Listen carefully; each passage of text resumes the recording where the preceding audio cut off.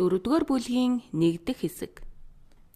Шинэ шатны буюу социалист залхаан цэрлүүлэлтийн өнгө төрх. Үндэсний бүхнийг үүсгэх хийрхэл. Ардын хэмээх засагтай Монголын түүх бол улс төрийн залхаан цэрлүүлэлтийн түүх байлаа. Тасралтгүй үргэлжилсэн залхаан цэрлүүлэлтийг зааглан үзэх хязгаарыг тодорхойлоход хэцүү нь үнэн ч гэлээ. Цаг үеийн араншин төлөв үр дагаврын агуулгаар нь авч үзвэл 1920-аас 1940-од оны дунд үеийг хүртэл хэсэг бүлгээр буюу бүх нийтээр нь хомроглон баривчилж хядаж байсан бол 1940-од оны дунд үеэс хармагч сар 1950-ад оны дунд үеэс амьдаар борцлох, оюунаар хоослох болсон байдаг. 1939 оны 7-р сарын 9-нд улсын баг хурлын дарга тогсон дарга лосол нарыг баривчилж эзэн гүрэнд хүргүүлснээр Монголын төр унав. Монгол Ардын хувьсгалт намд үлдсэн ганц нарийн бичгийн дарга Баасан Жавыг баривчилснаар намын 9-р их хурлаас сонгогдсон бүх удирдах бүрэлдэхүүнээ алдснаар улс төрийн нам хэмээх утга чанараа 1940 оны ихэнх гэхэд алдсан байв. Чой балсан ч нам гэж юу байсан юм? Би л байсан гэж хэлсэн удаатай. Тиймээс Монгол Ардын хувьсгалт намын 10-р их хурл, улсын 8-р их хурлаар төр болон төрийн эрх барих улс төрийн хүчин сэргэн буй болсон агуулгаар дээрх заагийг тогтоож болох юм.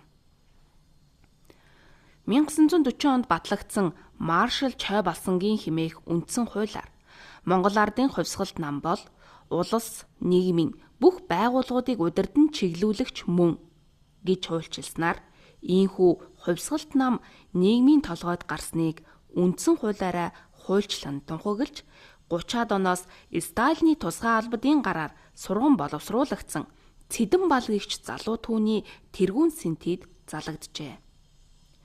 Үүний тулд 1939 оны 11-р сард буюу үндсэндээ Монголдо хороож болох бүх хүнийг хомроглон хөнөөж дуусаад байсан үед Чой Балсан Цэдэн балнаар Сталинаас ангийн тэмцлийг цаашид үргэлжлүүлэх үүргийг аваад ирсэн байв.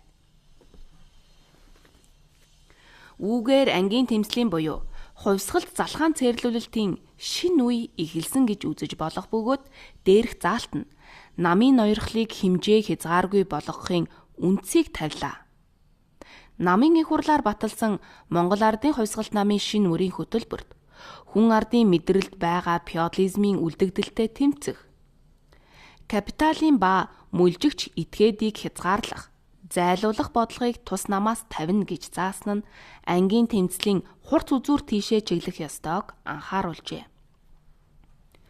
Бүгд найрамдах Монгол Ард улсын төр нийгмийн удирдан чиглүүлэгч хүч бол бүхнийг ялагч марксист-ленинист онолыг үйл ажиллагаандаа удирдлага болгодог Монгол Ардын хувьсгалт нам мөн хэмээн 1960-аад онд хувьсгалт нам нийгмийн толгойд гарсныг үндсэн хуулиараа хуульчлан тунхаглаж намын ноёрхлыг хэмжээ хязгааргүй болгох үндсийг тавьжээ.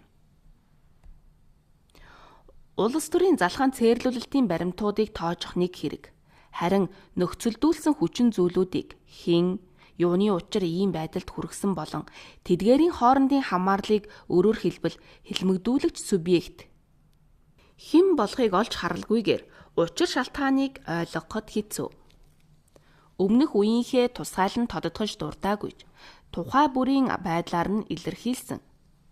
Харин залхаан цэрлүүлэлтийн ундраг тэнд байдаг учраас энд арай тодорхой байдлаар авч үзлээ.